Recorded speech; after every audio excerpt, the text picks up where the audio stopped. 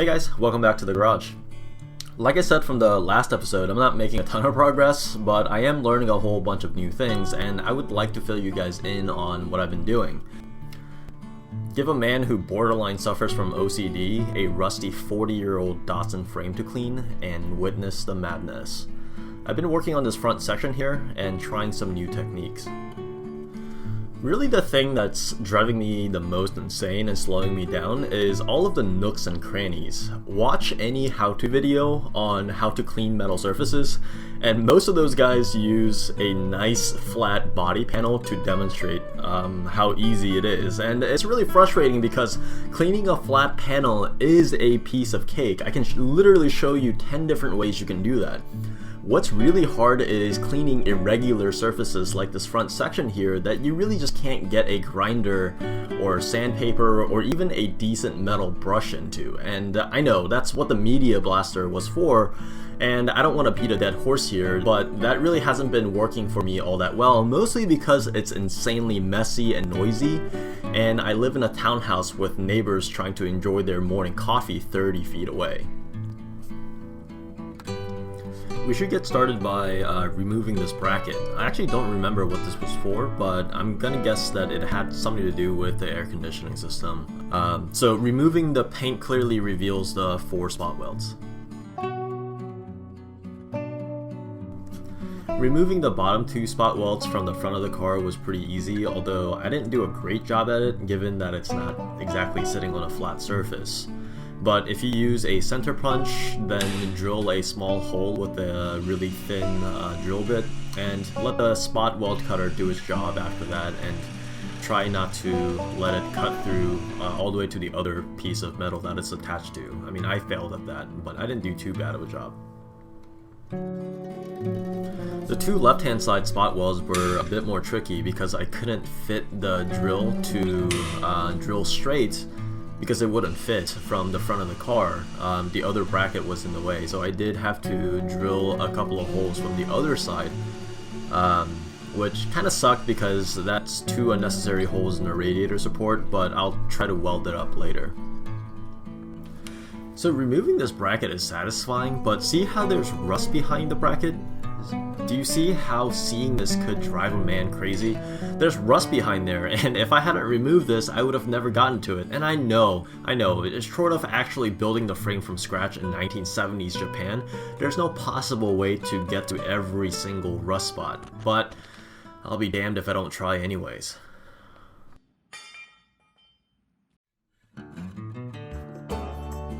By the way, speaking of rust spots, look at what I found. I'm not entirely sure who did this or why they did it, but I'm gonna go ahead and guess that there was a really bad rust spot here, and instead of repairing this right, somebody just came with some Bondo or plaster and just gooped it all over here. Either that, or this car's been in an accident and this is how they attempted to straighten and fix this. So comparing this to the other side of the car, this is an absolute mess. I'm just taking a screwdriver and taking off all the chunks I can because grinding this down gets super dusty. I'm not entirely sure how to deal with this, but this seems like a problem for another day.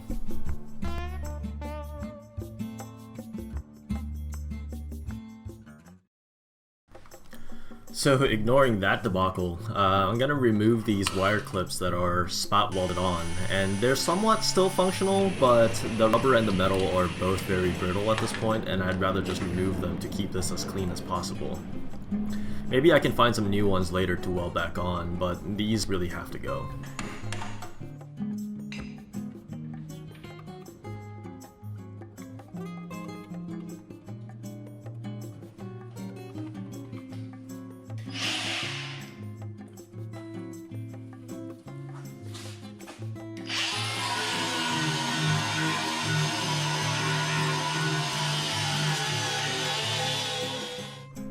I'm using the Easy Strip disc on all the surfaces that I can manage to use it on. It really is the best way to clean down to the bare metal. It can't get into all of the nooks and crannies, but at least for the larger accessible spots, there really is no faster way to do it.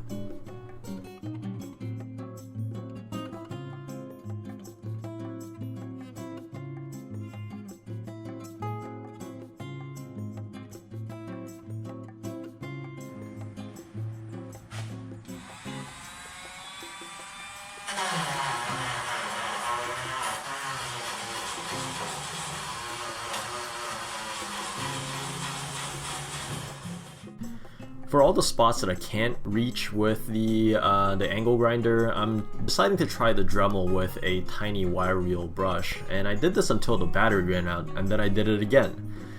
If you can't tell, I'm pretty persistent, if not idiotically stubborn. It really took me about an hour to figure out that this isn't going to be good enough. While this does an okay job of getting rid of flaky paint and cleaning up crusty rust, it really isn't strong enough to cut through the paint easily, especially the primer is really stubborn. And this would be okay if I was trying to do a good enough job, but I'm not trying to do a good enough job. I want this thing to be stripped clean as much as possible, and I know I'm probably being a little bit crazy here, but I'm not giving up just yet. So I decided to try yet another method. So I do read most, if not all, of the comments left in my videos, and one thing that keeps popping up is the option of using a paint stripper. And I didn't really pay much attention to it at first because I didn't really like the idea of using a messy, harmful chemical to do this, but I'm running out of options at this point. I'm making a mess anyway. So I started doing a little bit of research, and by doing research I mean watching YouTube videos of people using them on cars. And after a quick search, you can find a bunch of videos like this one here. This is by GT's Performance, and he's using the aircraft paint stripper, which seems to work remarkably well. It seems to work very quickly and without much of a mess, and the paint just seems to flake off without much effort, leaving clean bare metal beneath. So this seems to be a great option, so I had to give it a try.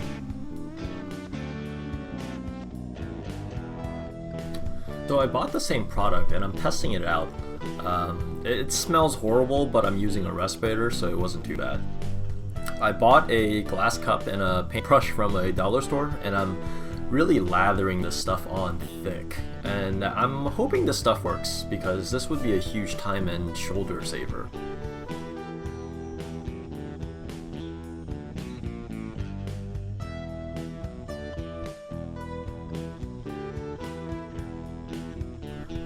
Brushing this stuff on, I can tell it's kind of working, but I'm already getting disappointed by the results. The paint isn't bubbling like it was in the YouTube video that I showed you, and it's just kind of making the paint soft and dissolve without getting peeled off. But then again, the bottle does say give it up to an hour to work, so maybe I'm just being impatient here. I'll just set up the camera and we can just watch what it does. Actually, while we wait, we might as well try this corner area as well. You can see that there's 3 layers of paint here. The black on top, which is pretty easy to remove, blue in the middle, which is a little bit more stubborn, and the yellow primer underneath, which is like next to impossible to remove. It would be really nice if the paint thinner worked to remove all these layers at once. So this is what it looked like after about 20 minutes, and you can tell it really hasn't done much other than to soften up the paints.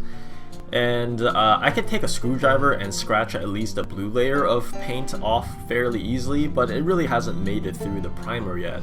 And I got to thinking maybe I just need to agitate the surface more.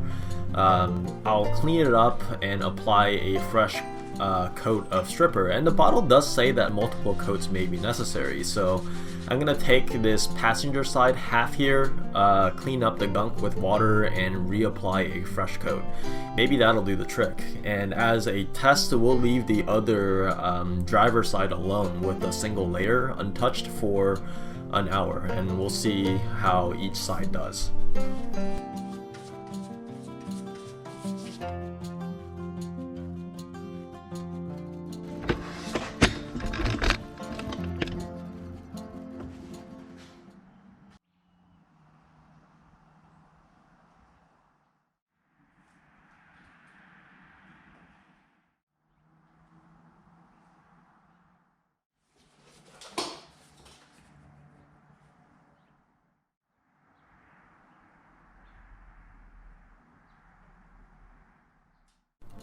Well, after an hour of waiting, I was pretty disappointed to find out that it did pretty much nothing.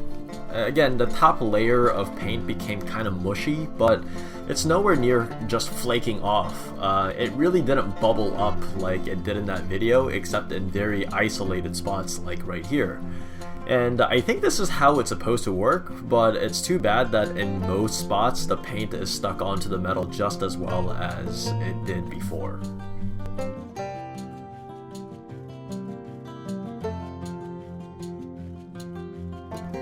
I'm using some mineral spirit based paint thinner to clean this spot up to see how much paint is really left after this coat.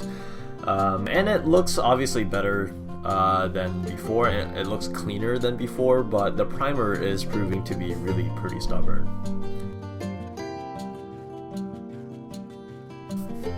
And the story is pretty much the same for the radiator support as well, and you can tell some parts have been stripped to the bare metal, but in most parts the primer and even the blue surface paint have still survived, and it seems like it's going to take about 5 repeat coats to get all of this off, and I'm really not happy with this product right now.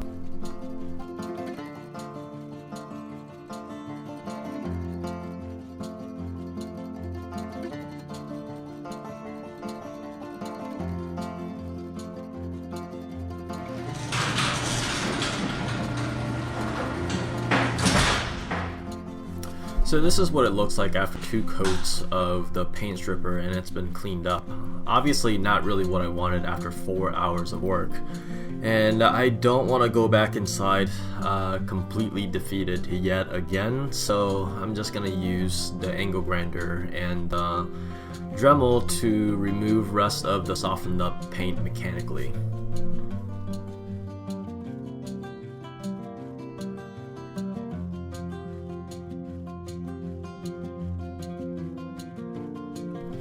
Okay, so if you're wondering just like me why this paint thinner didn't really work while it worked so amazingly well for the dude in the other video, I do have a hypothesis. Notice any differences here? It turns out that the exact product that was used in that video has been discontinued and is now illegal to be sold or bought due to changing regulations. The one that I have, which is apparently less harmful to me and the environment, is now a different formula as noted by the green label on the container. I mean, that's my hypothesis. So, you know what I'm going to do tomorrow morning? I'm going to go to Home Depot and Lowe's and buy literally every single paint stripper I can find, and I will test them all. I need to find the one that works, not only for this spot, but for the stubborn undercoating as well. So I guess the next episode will be a product review episode on paint strippers, and I don't like doing those, but we'll hopefully find one that works well because this one sure isn't doing it. So I'll see you guys next time.